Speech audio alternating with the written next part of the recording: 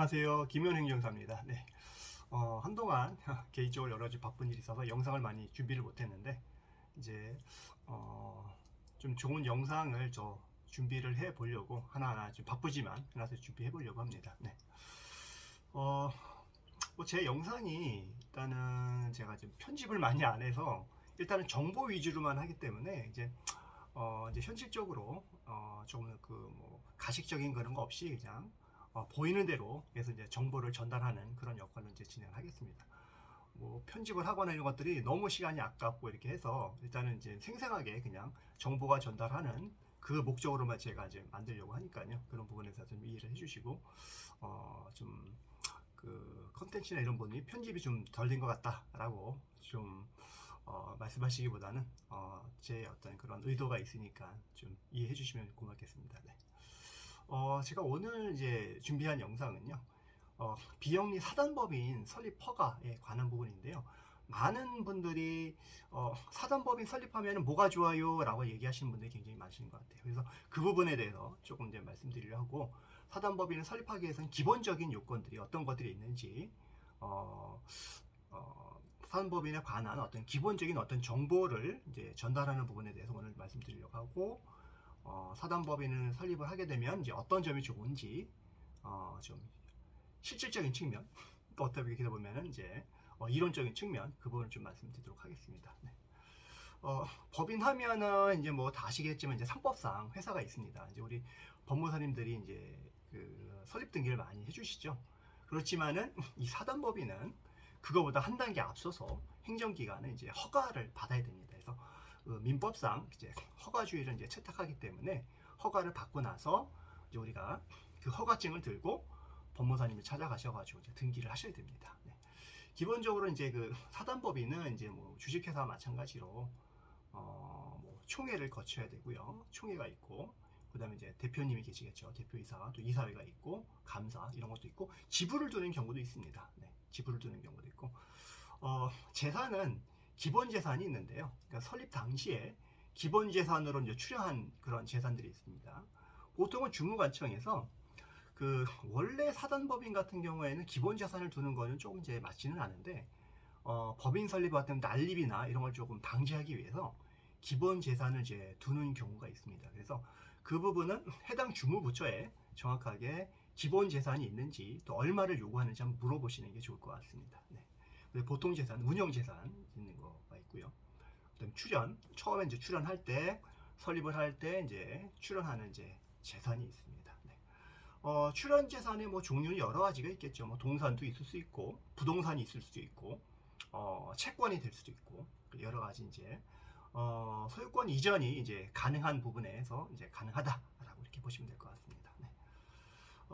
그 다음에 다음 보시면 아까 말씀드린 것처럼 법인은 영리법인과 비영리법인으로 이제 나누는데요. 우리 사단법인은 이제 비영리법인이죠.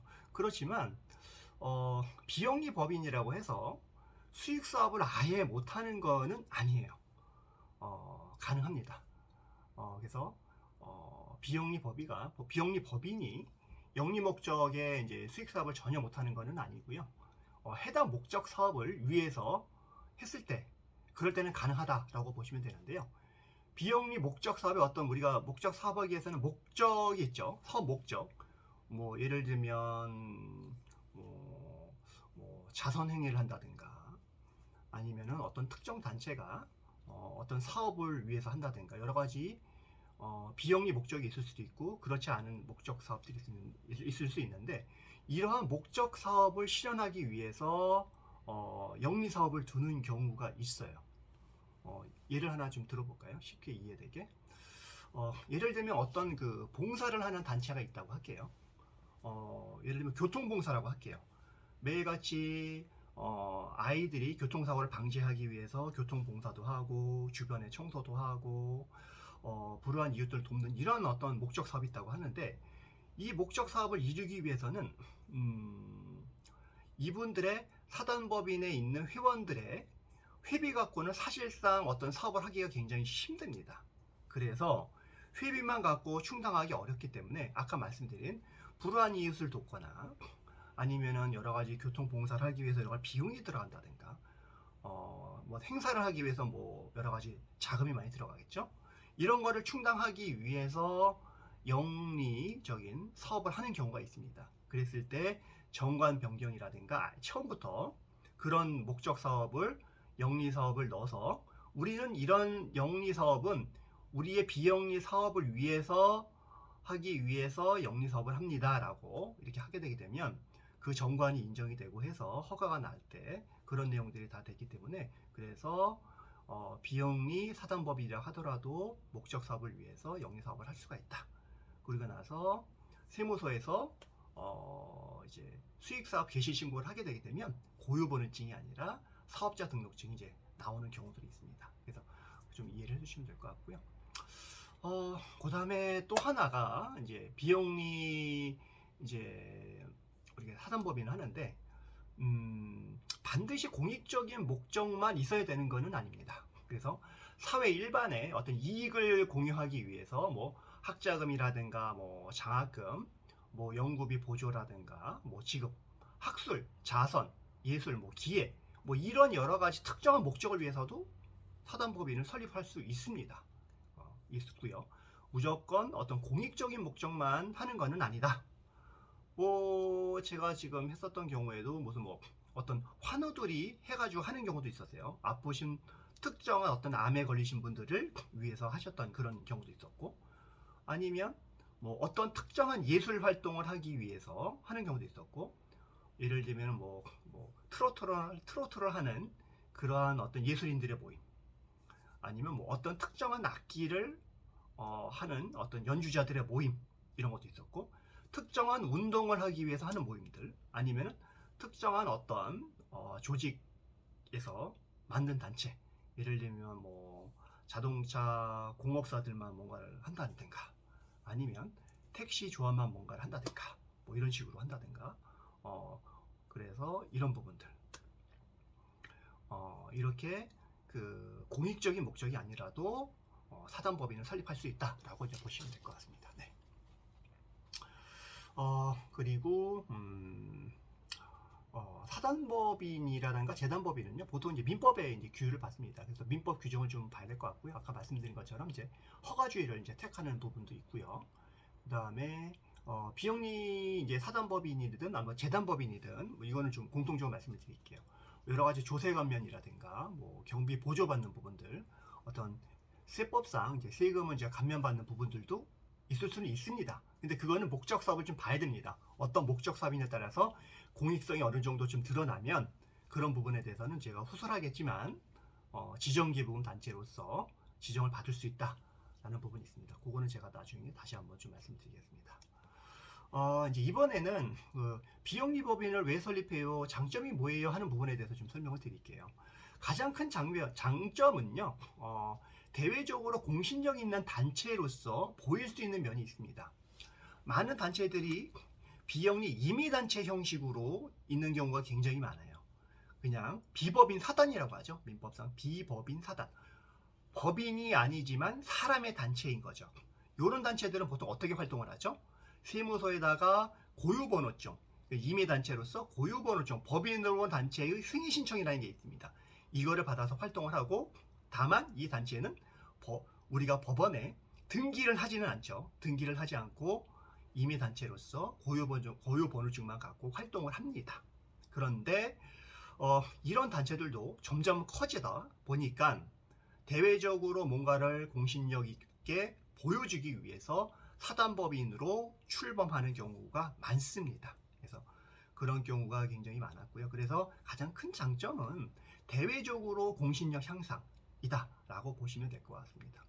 예를 들면 아까 어떤 특정한 단체가 있는데, 그분들의 어떤 권익신장이라든가 권익보호, 대외적으로 어떤 공신력을 보이거나 대외적으로 뭔가 이제 실력을 행사하거나 뭔가 보여주기 위해서 어떤 특정한 단체하고 대등하게 뭔가 활동을 하기 위해서 그 공신력 있는 단체를 보이기 위해서 사단법인을 많이 이제 설립을 하더라.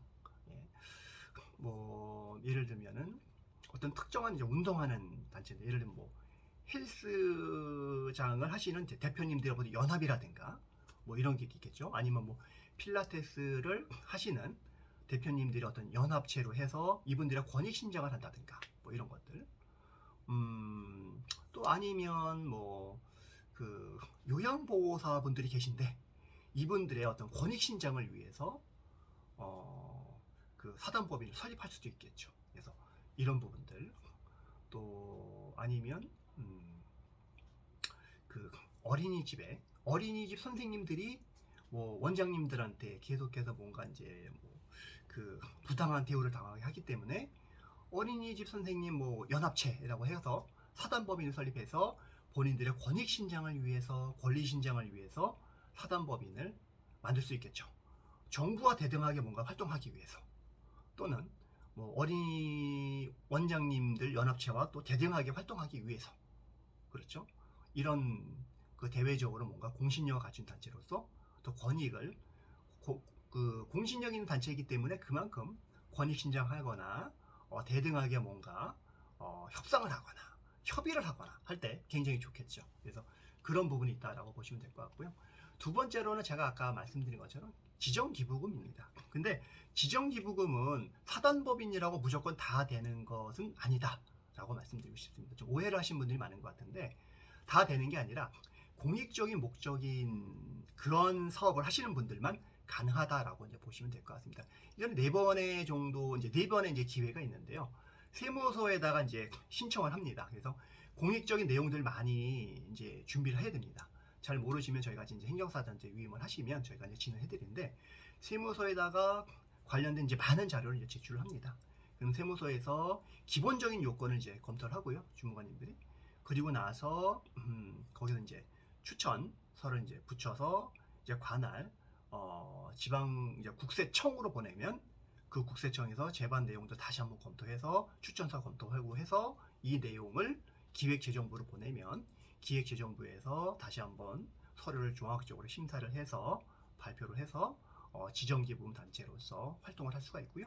그러면 이제 기부하는 금액에 대해서 이제 영수증을, 기부금 영수증을 끊어줘서 이제 세금 혜택을 받을 수 있는, 소득공제 혜택을 받을 수 있는 그런 혜택을 줄 수 있다라고 보시면 될 것 같습니다. 그래서 사단법인들이 이거를 하는 이유는 뭐냐면, 많은 기업체라든가 이런 데서도 이제 뭔가 후원을 하거나 뭔가 출연을 하거나 할 때 뭔가 세금 혜택을 주셔야 되는데 그렇지 못한 부분이 있어서 이 지정기부금을 이제 반드시 원하는 경우가 굉장히 많이 있는 것 같습니다. 네.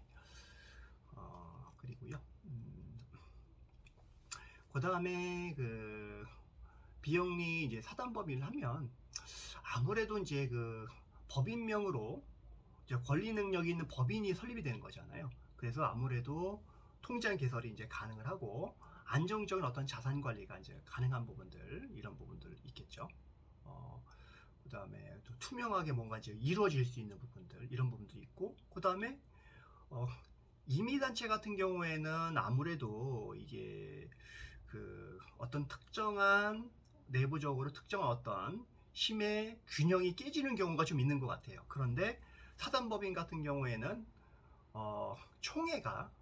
총회를 반드시 열어서 해야지만, 그 총회를 연 회의록이라든가 이런 걸 갖고 뭐 정관 변경이든 주무부처에서 허가를 받거나 이렇게 할 수 있는 부분이기 때문에 민주적이고 좀 안정적으로 어떤 단체를 운영할 수가 있는 것 같습니다. 그래서 단체가 굉장히 좀 사람이 많으신 분들은 사단법인을 이제 설립해서 운영하시는 게 좋고요. 그렇지 않고 임의단체로 운영하시는 분은 있긴 한데, 제가 제 경험상으로는 좀 문제가 많은 것 같습니다. 일단은 총회를 열었을 때 여러 가지 절차적인 하자라든가 뭐 주먹구국식으로 막 운영되는 경우가 굉장히 많이 있었고요. 그렇기 때문에 조금 이제 그 특정한 어떤 세력과 이런 부분에 대해서 이제 사람들이 그쪽으로 다 기울어져서 투명하거나 공정하게 어떤 사단이, 그 사람의 단체가 제대로 운영되지 않는 경우가 굉장히 많더라. 제 경험상 그랬고요.